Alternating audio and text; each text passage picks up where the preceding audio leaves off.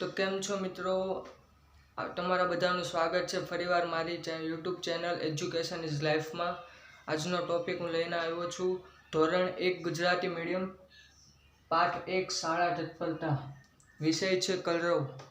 અને શાળા તત્પરતામાં છે કવિતા આપેલી છે એક, ચાંદો સૂરજ રમતા હતા. તો આ વિડીયોમાં આજે આપણે આ કવિતા વિશે જાણીશું, એટલે કે આ કવિતા આપણે કવિતાનું સંગીતમય ગાન કરીશું આપણે. અને આમાંથી જે કંઈ પણ જાણવા જેવા શબ્દો હશે તે હું વિડીયોના એન્ડિંગમાં તે શબ્દો લખીને તેના અર્થ સાથે સમજાવીશ તે શબ્દો. અને ત્યારે આપણે કવિતાનું ગાન કરીએ. તો કવિતા: અને અમે ચાંદો સૂરજ રમતા થા, રમતા રમતા કોડી જડી, કોડીના મેં ચીભડા લીધા, ચીભડે મને બી આપ્યું, બી તો મેં વાડે નાખ્યું, વાડે મને વેલો આપ્યો, વેલો મેં ગાયને આપ્યો, ગાયે મને દૂધ આપ્યું, દૂધ મેં મોરને પાયું. પછી છે મોરે મને પીછું આપ્યું, પીછું મેં બાદશાહને આપ્યું, બાદશાહે મને ઘોડો આપ્યો, ઘોડો મેં બાવળે બાંધ્યો. તો મિત્રો, આ પહેલા ધોરણમાં જેમ કે જે નાના છોકરાઓનું ધોરણ છે ને, એ પહેલું ધોરણ, એટલે કે એ લોકોને ડાયરેક્ટ જ કોઈ એજ્યુકેશન પાઠ આમ બહુ હેવી વસ્તુ ના સમજાવી દે. એ લોકોને પહેલેથી છે ને એજ્યુકેશનમાં રસ પડાવતા શીખવાડે. નાના છોકરા હોય ને એમને, જેમ કે આ સંગીતમય કવિતા છે, કે પછી કંઈક કોયડા ઉકેલો છે, કે પછી તે લોકોને ચોપડીમાં કંઈક ચિત્ર કે એવું કંઈક આપ્યું હોય, કંઈક પેઇન્ટિંગ કરવાનું આપેલું હોય, તે લોકોને એવું બધું હોય. હવે આમે ચાંદો સૂરજ રમતા થા, તે પણ એક રમત છે કે તે નાના છોકરાઓને તે રમતનું પણ તે રીતના કવિતામાં જ ખ્યાલ અપાવી દે છે. પછી કોડી જેવી કંઈક વસ્તુ હોય છે, કિંમતી વસ્તુ, તેનું પણ આમાં ખ્યાલ અપાવી દે છે. પછી ચીભડા જેમ કે ખાવાની વસ્તુ હોય છે તેનું પણ આ કવિતામાં ખ્યાલ અપાવી દે છે નાના છોકરાઓને. પછી વાડ વિશે, વેલો વિશે, ગાય વિશે, ગાય દૂધ આપે છે તે પણ આ કવિતામાં સમજાવી દેવામાં આવે છે. મોર વિશે પણ સમજાવી દેવામાં આવે છે આ કવિતામાં. આ કવિતા સંગીતમય છે ને, કે નાના મિત્રોને આવું સંગીતમય હોય ને તો તે લોકોને તરત આમ રસ જાગે એજ્યુકેશન ભણવામાં. મારી ચેનલ જ નહીં મિત્રો, આ એજ્યુકેશનની યુટ્યુબ પર એટલી બધી પણ સારી, મારા કરતાં પણ સારી ચેનલો છે ને, કે તેમાં એનિમેશન રીતે સમજાવવામાં આવે છે. એનિમેશન એટલે કે કંઈક આમ ચિત્ર હોય ને, ચિત્રમાં કવિતા ચિત્રમાં, એટલે કે એનિમેશન મૂવી ટાઈપ કવિતા બતાવે છે, કે મિત્રોને તરત જ એમાં રસ જાગી જાય કે આ કઈ રીતના એજ્યુકેશન છે, બધું તે લોકોને સમજ પડી જાય છે વિડીયોમાં, એક જ વિડીયોમાં. અને તમે જોયું હશે મિત્રો, પેલું એક તારે જમીન પર મૂવી છે, ખબર હોય તો.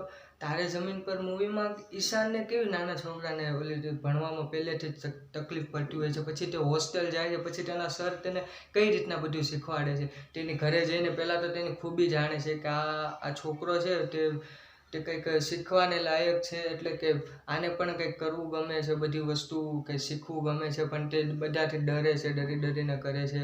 પણ તે એક બાજુ તો કેવું ઓલી નાવ હોડી, ઓલા પાણીમાં તરતી હોડી નાવ બનાવી દે છે હોડી.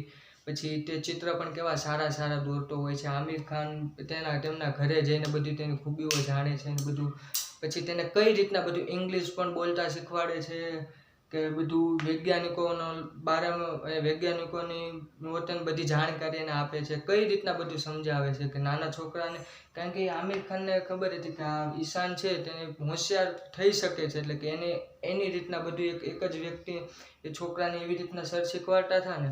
તો આ પણ વિડીયોમાં આપણે સંગીતમય રીતના નાના છોકરાને જેમ નાના ધોરણો છે ને તે લોકોને તેવી જ ઇઝીલી રીતે શીખવાડવામાં આવેલું છે.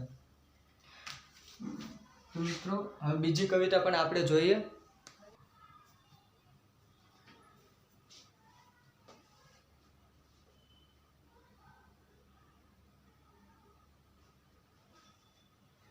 મિત્રો, આગળની કવિતા: બાવળે મને સૂળ આપી, સૂળ મેં ટીંબે ખોસી, ટીંબે મને માટી આપી, માટી મેં કુંભારને આપી, કુંભારે મને ઘડો આપ્યો, ઘડો મેં કૂવાને આપ્યો, કૂવાએ મને પાણી આપ્યું, પાણી મેં છોડને પાયું, છોડે મને ફૂલ આપ્યું, ફૂલ મેં માને આપ્યું, માએ મને લાડવો આપ્યો, લાડવો હું ખાઈ ગયો. તો મિત્રો કેવી કવિતા છે, સુંદર કવિતા છે એકદમ. આ કવિતાના માધ્યમે નાના છોકરાઓને એટલું બધું વ્યવસ્થિત કે સટીક જ્ઞાન આપવામાં આવે છે ને કે આવું બધું આપણે નકારીએ છીએ.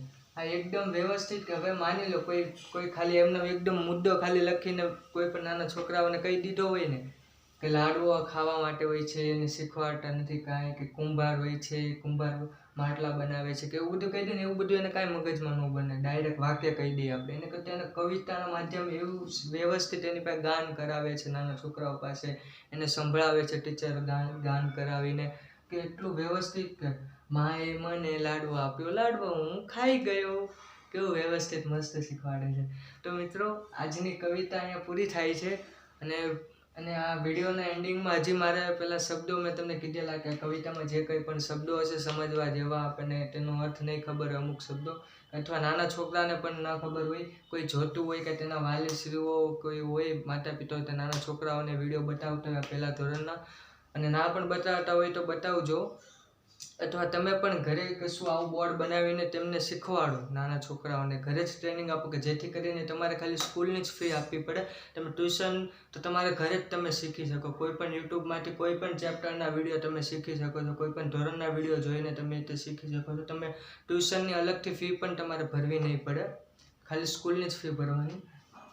તો આ વિડીયો આગળના વિડીયોમાં પણ આપણે મળીશું. હજી ધોરણ 1ના વિડીયો બનાવવાના બાકી છે ઘણા બધા, અને તમે શબ્દો જોવો હવે તેનો અર્થ ને એવું બધું.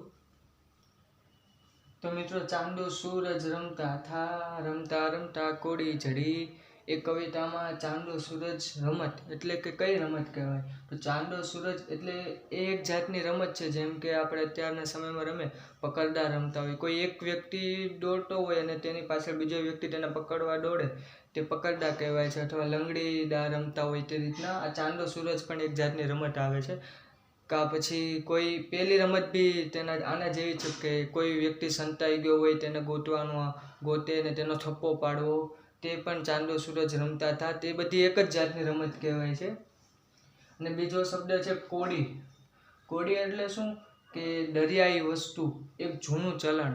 એટલે કોડી એટલે કે દરિયાઈ વસ્તુ એટલે કે પહેલાંના સમયમાં છે ને દરિયાની કિંમતી જેવી વસ્તુઓ મળતી ને, તે જૂની વસ્તુ પહેલાંના સમયમાં કોઈ કિંમતી વસ્તુ મળતી ને તો તેને ચલણમાં ઉપયોગમાં લેતા. ત્યારે પહેલાં તો કંઈ સિક્કા કે એવું કશું હતું નહીં, એટલે કોઈ પણ જૂની વસ્તુ કિંમતી હોય ને, કિંમતી પથ્થરો હોય કે કિંમતી કંઈક ચમકતી વસ્તુ મળી તો તેનો ઉપયોગ ચલણમાં કરી દેતા. તેમજ કોડી પણ પેલું નાનું એવું જે પેલું પારા જેવું કશું આવે ને તે.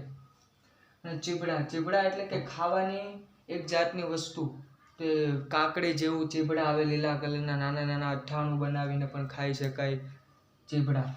પછી વાડ એટલે શું કે વાડી, ઘરની પાછળનો ભાગ, નાનો બગીચો. ઘરની પાછળ ગામડે કે કશે ઘરની પાછળ નાનો એવો વાડ હોય, બગીચો હોય કે નાના નાના છોડવા કે ભીંડાના છોડવા કે નાના નાના કંઈક પેલા ટિંડોરાના વેલા કેવા કશા નાના નાના બાવળના ઝાડ કે એવું કશું નાના નાના બગીચા ઘરની પાછળ વાડ હોય ને, તે નાનું માની લો કે કેમ મોટી ખેતી હોય તેમ નાનો એવો એક ભાગ હોય ઘરની પાછળ જમીનનો, તે ત્યાં બધા અમુક વૃક્ષો નાના મોટા છોડ વાવેલા હોય, વાડી જેવું નાનું એવું હોય, તેને વાડ કહેવાય છે, ઘરની પાછળનો ભાગ. અને વેલો એટલે શું? એક પ્રકારનો છોડ, જેમ કે ટિંડોરાનો વેલો હોય છે, એવા ગોળ ગોળ જાતનો જે પેલું ઝાડ આવે છે ને તે પેલો વેલો હોય છે. કશે લીપટાયેલો હોય તે ઉગે એટલે લીપટાઈ જતો જાય, તે વેલો. અને પીછું એટલે શું કે મોરની, કબૂતરની, પક્ષીની પાંખ. કોઈ પણ પક્ષી હોય ને તેની પાંખ એક પીછામાંથી ખરી ગયેલો ભાગ જે પીછું કહેવાય, મોરનું પીછું આવે તે. અને બાદશાહ એટલે શું? બાદશાહ એટલે કે એક સમયના રાજા હતા તે. બાવળ એટલે શું? જેનું દાંતણ થાય છે, કાંટાવાળું ઝાડ. બાવળ એટલે એક કાંટાવાળું ઝાડ આવે છે જે દાંતણમાં પણ ઉપયોગમાં લેવાય છે, બાવળ નામનું ઝાડ. ને પછી છે સૂળ એટલે શું મિત્રો કે સૂળ એટલે એક કાંટો આવે છે, બાવળ વગેરે છોડનો કાંટો, તેને કાંટાને સૂળ કહેવાય છે. સૂળ કાંટો આવે ને આની દાંતે. ટીંબે પેલું કે સૂળ મેં ટીંબે ખુશી, તે કવિતામાં આવે છે. ટીંબે એટલે શું કે જમીનનો ઊંચાણવાળો કોઈક માટીનો ટેકરો કે એવું કશું હોય ને તેને ટીંબ કહેવાય છે, ટીંબો. માટીનું ઊંચાણવાળો ભાગ. તો ટીમ્બે તે શૂળ ટીમ્બે ખોદીને ટીમ્બાને ત્યાંથી માટી કાઢે છે અને તે કવિતામાં કહે છે કે ટીમ્બે મેં શૂળ ખોસી અને માટી કાઢીને કુંભારને આપી.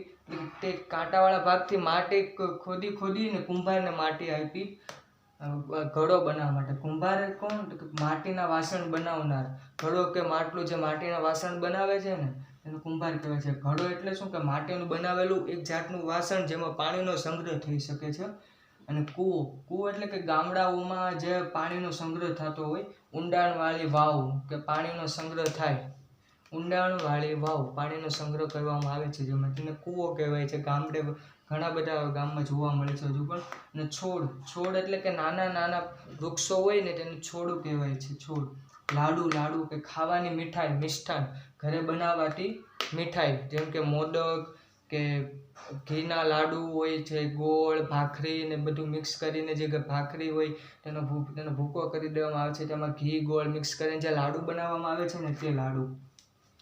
તો ઓકે મિત્રો, હવે આપણે મળીશું આગળના વિડીયોમાં. આ વિડીયો અહીંયા જ પૂરો થાય છે. અને વિડીયો સારો લાગ્યો હોય તો શેર કરજો, સબસ્ક્રાઈબ કરજો અને લાઈક પણ કરજો. અને આગળના વિડીયો પણ હું હજુ બનાવતો રહીશ. આ સ્ટાન્ડર્ડ 1નો ગુજરાતી મીડિયમનું પહેલું ચેપ્ટર હતું. હજી પણ આગળના વિડીયો હું બનાવીશ. અને હિન્દી મીડિયમના પણ સ્ટાન્ડર્ડ 1થી બનાવવાનો છું અને ઇંગ્લિશ મીડિયમના પણ સ્ટાન્ડર્ડ 1થી બનાવીશ. તો મિત્રો, મારો વિડીયો શેર કરજો જેટલો બને એટલો. અને સારો લાગે તો લાઈક પણ કરજો, સબસ્ક્રાઈબ પણ કરજો. અને આગળનો વિડીયો પણ જલ્દીથી જોજો. ઓકે મિત્રો, જય હિન્દ, જય ભારત, જય શ્રી કૃષ્ણ.